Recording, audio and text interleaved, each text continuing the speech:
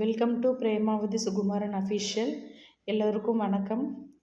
இன்றைக்கி சண்டே எடுத்த ஒரு vlog தாங்க ஷேர் பண்ணியிருக்கிறேன்.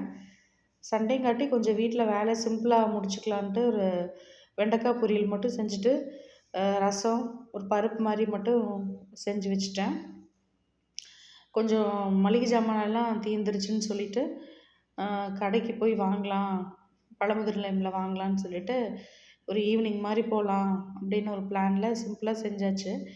சிம்பிளானா எப்போவுமே சிம்பிளாக தான் செய்கிறேன். ஒன்றும் பெருசாக இன்னொரு சமையலில் வந்து ரொம்ப பெருசாலாம் ஒன்றும் செய்ய மாட்டேன். எவ்வளோ சமையல் வந்து ஈஸியாக செய்ய முடியுமோ அந்தளவுக்கு சிம்பிளாக தான் செய்வேன் நான். இதில் பெருசாக நம்ம ஒன்றும் எல்லோரும் மாதிரியும்லாம் நின்று ரொம்ப நேரம்லாம் வந்து சமைக்க மாட்டேன். ஒரு வெண்டைக்காய் ஃப்ரை, உருளைக்கிழங்கு ஃப்ரை, அப்புறம் வந்து உப்பு பருப்பு மாதிரி செய்வேன், சாம்பார். இதில் சண்டே என்ன போய் சிம்பிளாக செய்கிறேன், எப்போவுமே சிம்பிளாக தானே செய்கிறேன், எல்லா நாளுமே சிம்பிள் தான் அப்படிம்பாங்க எல்லோரும்.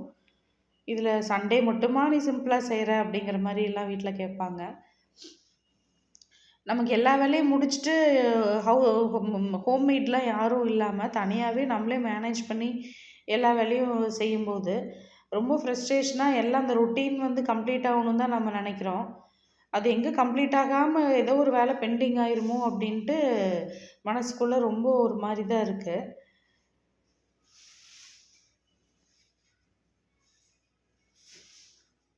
இதுக்கு இடையில வந்து நாங்கள் பழமுதிர் நிலையம் போய் திங்ஸ்லாம் வாங்கினாங்க. ஈரோடு பழமுதிர் நிலையம். இங்கே வந்துட்டு எல்லா காய்கறிகள்லாம் வந்துட்டு ஷூட் பண்ணுறக்கே கொஞ்சம் என்னடா இது வீடியோ எடுக்கலாமா வேண்டாமா அப்படிங்கிற மாதிரியே தான் இருந்தது. அப்புறம் எப்படியோ வீடியோ எடுத்தோம். ஆனால் வந்துட்டு எல்லோரும் எடுக்கிறாங்க. ஆனால் நமக்கு கொஞ்சம் எடுக்கிறக்கு கொஞ்சம் ஒரு மாதிரி பயமாக இருக்குது, என்ன சொல்லுவாங்களோ என்னமோன்ட்டு. ஆனால் அது வீடியோ கேட்டுட்டு தான் பெர்மிஷன் கேட்டுட்டு எடுக்கணுமா என்னன்னு சொல்லுங்கள். அப்புறம் நான் ஒன்றும் சொல்லலை. அப்புறம் நான் பாட்டு கேஷுவலாக ஷூட் பண்ணிகிட்ருந்தேன். ஒரு பொடி உருளைக்கிழங்கு இதெல்லாம் இருந்துச்சு. இந்த பொடி உருளைக்கிழங்கு பார்த்தோம்னா இது வந்து நார்மலாக அப்படியே வேக வச்சு செய்கிறத விட கட் பண்ணி அப்படியே ஃப்ரை பண்ணால் தான் நல்லா இருக்குது. பெரிய வெங்காயம்லாம் நல்லா ஃப்ரெஷ்ஷாக இருந்துச்சு. அப்புறம் முட்டைக்கோஸு இந்த மாதிரி எல்லா காய்கறியும் நல்லா இருந்தது. இந்த மாதிரி கொஞ்சம் காய்கறி வாங்கிட்டு கொஞ்சம் வெந்தயக்கீரை வாங்கினேன் பருப்பில் போட்டு செய்கிறக்கு. இந்த வெந்தயக்கீரை பருப்பில் போட்டால் இருக்கிற இடமே தெரியாமல் எங்கே போச்சுனே தெரியல. 3 கட்டு வாங்கி 3 கட்டுமே ஒன்றுமே இல்லாத மாதிரி இருக்குது. வெறும் பருப்பு மட்டும் இருக்கிற மாதிரி தான் இருந்தது. நீ அது எப்படி செய்யணும்னு கொஞ்சம் வீடியோ ஷேர் பண்ணுங்கள் பார்க்கலாம். அப்புறம் அங்கே கோம்போ ஆஃபர் மாதிரி சின்ன சின்ன குட்டி பேன் வந்து தாளிக்கிற மாதிரிலாம் வச்சுருந்தாங்க. 200 ருபீஸ் சம்திங் இருந்தது. கொஞ்சம் கோல்டு வேறீங்களா, அதனால தான். அப்புறம் கிராசரிஸ் எல்லாம் வாங்கலாம் அப்படின்ட்டு மேலே வந்து கிராசரி செக்ஷன் போனோம். நிறையா அந்த சீரக மிளகு எல்லாம் நல்லா குவாலிட்டியாக இருக்குதுன்னு சொல்லிட்டு அது வாங்கினேன் கொஞ்சம். அப்புறம் வந்து பேஸ்ட்டு எல்லாம் காஸ்மெட்டிக்ஸ் ஐட்டம்லாம் கொஞ்சம் தீர்ந்துருச்சுன்னா அது வாங்கினேன். இந்த மாதிரி எல்லா பொருளும் வாங்கி வாரம் ஒருக்கா கொண்டு நம்ம வீடு சேர்த்துனா தான் நம்ம வந்து ஒரு 10 நாளைக்கு பிரச்சனை இல்லாமல் இருக்கும். இல்லைன்னா நம்ம இடையிலலாம் வரக்கு டைமும் கிடைக்கிறது இல்லைங்களா. எல்லா வேலையும் நம்மளே செய்ய வேண்டியதாக இருக்குது.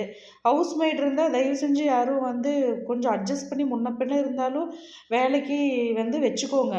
யாராவது இருந்தாங்கன்னாலும் ஹவுஸ்மெய்ட்லாம் நம்ம நினைக்கிற மாதிரிலாம் வேலை செய்வாங்களான்னு தெரியாது. செய்கிற வேலை மிச்சம் அவ்வளோதான்னு சொல்லிட்டு நம்ம அட்ஜஸ்ட் பண்ணி கொஞ்சம் வச்சுக்கிறது தான் நல்லது. ஏன்னா நான்லாம் ஹவுஸ்மெய்டு இருந்தாங்க. நான் அப்புறம் வேண்டான்னு சின்ன ஒரு இஷ்யூஸ்னால நிறுத்திட்டேன் நான். நமக்கு செட்டும் ஆகிறதில்ல. நம்ம நம்ம நம்ம நம்ம வீக்னஸ்லாம் தெரிஞ்சுட்டு நம்மளையே ப்ளேம் பண்ணுறாங்க. அந்த மாதிரிலாம் இருக்கிறப்போலாம் வந்து சில டைம் நம்மளே அறியாமல் எவ்வளோ நல்லதாக பார்த்தாலும் நம்ம வந்து டென்ஷன் ஆகி அவங்களையும் வார்த்தை விட்டுறாங்க. ஏதோ ஒன்று சொல்கிறாங்க. நமக்கும் எவ்வளோ பொறுத்து போக முடியும், வேலைக்கு ஆள் வேணும் ஆள் வேணும்னு. அதனால் அந்த மாதிரிலாம் வந்து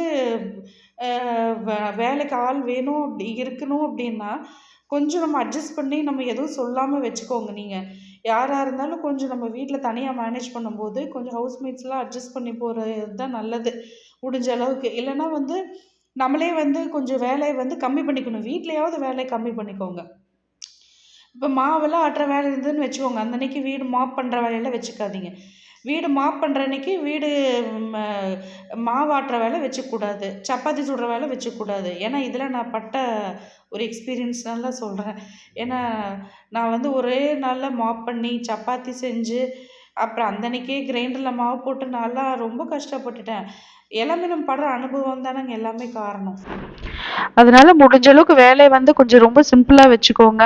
வீட்டு வேலையெல்லாம் செய்யும்போது வந்து ரொம்ப நம்ம வந்து நம்மளை வருத்திட்டுலாம் செஞ்சுட்டு இருக்க முடியாது. ஹவுஸ்மேட் இருக்காங்க அப்படின்னா முடிஞ்ச அளவுக்கு அவங்கள அட்ஜஸ்டபிளாக நம்ம தான் போய்க்கணும். ஏன்னா நம்ம அந்த அளவுக்குலாம் நம்ம கஷ்டப்பட்டுட்டு நம்ம வேலை செய்ய முடியாது இல்லைங்க. இந்த வீடியோ பிடிச்சிருந்தா லைக் பண்ணுங்க, ஷேர் பண்ணுங்க, கமெண்ட் பண்ணுங்க. நன்றி.